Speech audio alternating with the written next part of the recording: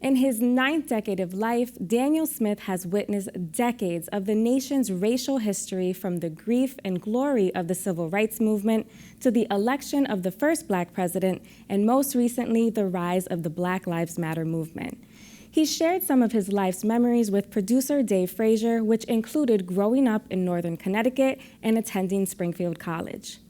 On the campus of Springfield College in March of 2014, a special event was held that brought together 3 men, all of whom had attended Martin Luther King's 1963 I Have a Dream speech in Washington.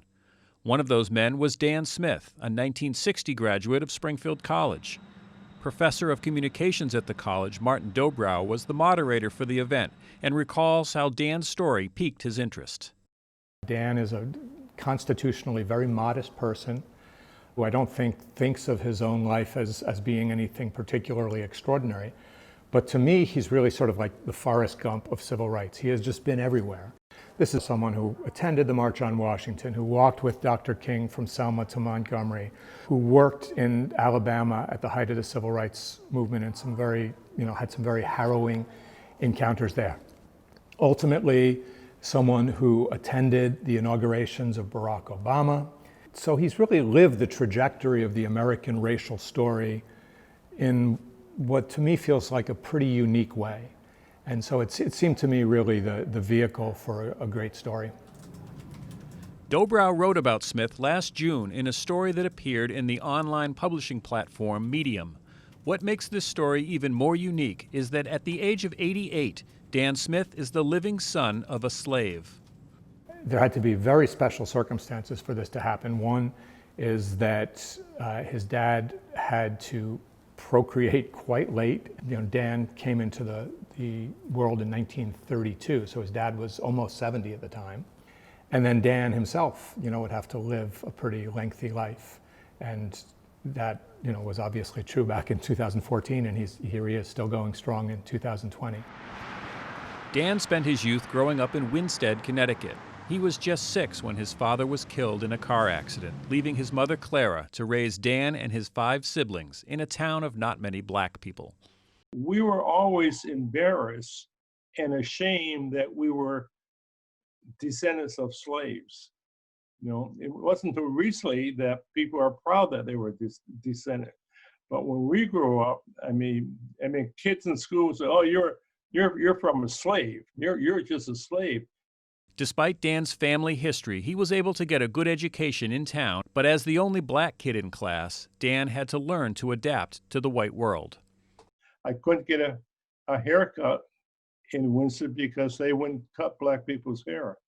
So I had to take a bus to Hartford, take a cab to the barber shop. It cost me $15 because that was, to me, that was a lot of money. After high school, Dan served a tour of duty in the U.S. Army during the Korean War. He worked as an operating room technician, and it was here that he developed an interest in public health. In 1955, when Hurricane Diane roared through northern Connecticut, Dan, who was an excellent swimmer, performed an act of heroism that is still remembered to this day, saving a drowning man from the turbulent Mad River.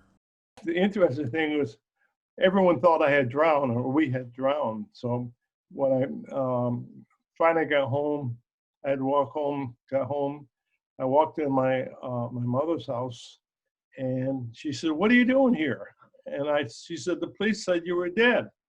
And I said, "No, I'm not dead." She said, "Well, put the insurance papers back." The next year, funded in part by the GI Bill, Dan went to Springfield College. And even though his life was shaped by slavery and racism, he was able to push ahead. He joined the wrestling team, sang in the Glee Club, and was elected president of the Student Council.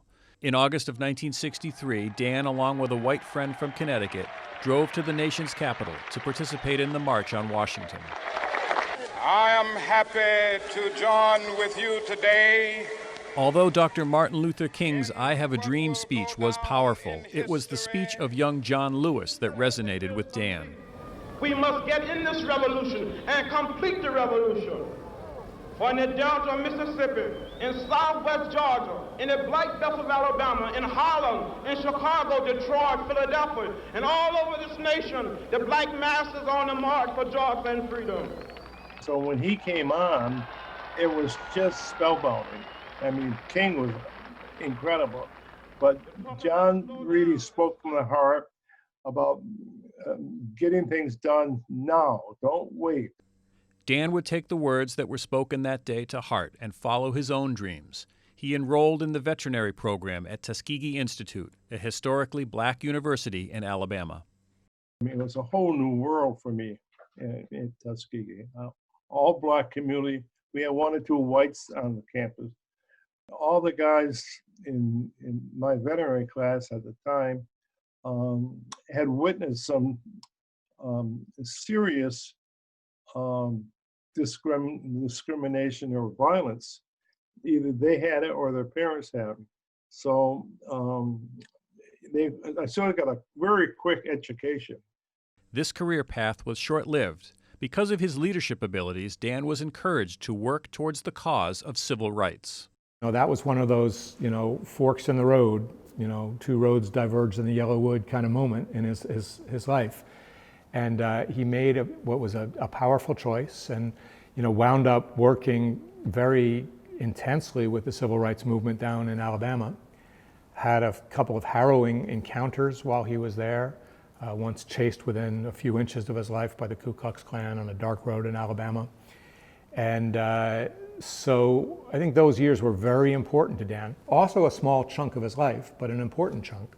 Throughout his life, Dan has witnessed decades of this nation's racial history, from the injustice of Jim Crow to the grief and glory of the civil rights movement to the election of the first black president. When I was growing up, the talk within the black community or in the white community, and especially they'd say in 20 years it's all going to be different.